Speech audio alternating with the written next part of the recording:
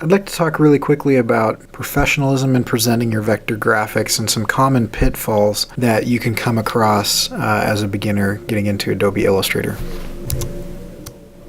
I will be referring to the rubric that I've created for the vector graphics class that I'm teaching on campus, but this information can be useful to anybody. The image looks finished and professional. You'll notice in a lot of things, the image looks good, that's fine, but it's not necessarily presented in a professional way.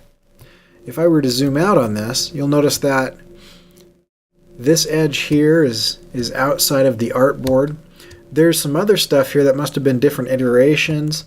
As I zoom out further, you'll notice that this whole thing is not a professional document. It's okay for your document to look like this, but this isn't something that you turn in or give to another designer or send to the printer. I mean, I've got my sketchbook here. I've got a bunch of different iterations. I've got my photo reference going on. I've got other concepts. This is cut off. Come into your document and clean your document up. Make sure that your layers are named correctly. Like these layers right here are all over the place. It's just a mess. There's no organization here at all. So here's a quick example. This image has a lot going on. There are a ton of little shapes. If you were to look really closely, you can see that there are buttons.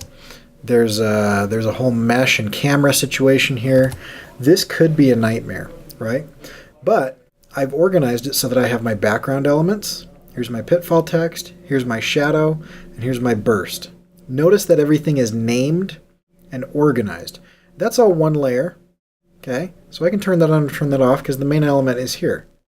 Then I go into my iPhone, okay, and if I shrink all of these, then you'll notice that it is very organized. Here is my main highlight. Here's my camera. Here's my speaker, my home button, the screen, the entire body, and the buttons on the outside. Within each of those, I've got, let's zoom in, I've got the blue burst in the middle, I've got the black circle, and I've got the gray outline. In the speaker, it gets a little bit more complicated. Okay, here's the shadow. You can turn that on or turn that off and see what it does. Okay, here's the diamond mesh.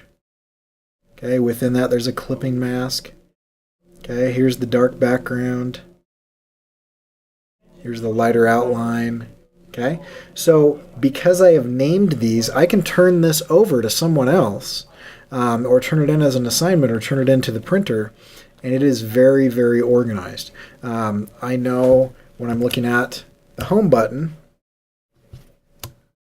I can look right at this home button and I can see that I have named, here's the rounded square, okay? Here's the highlight that's over the top of that home button, okay? So all of that is in this. The body, I can turn that on, turn that off, and you can see what's going on, okay? So make sure that you name and organize everything in your layers palette.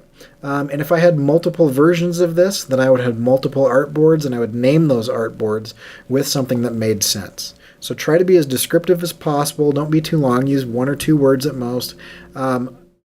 Occasionally 3, but make sure that you have things in groups and layers and artboards that are named and organized in a professional way.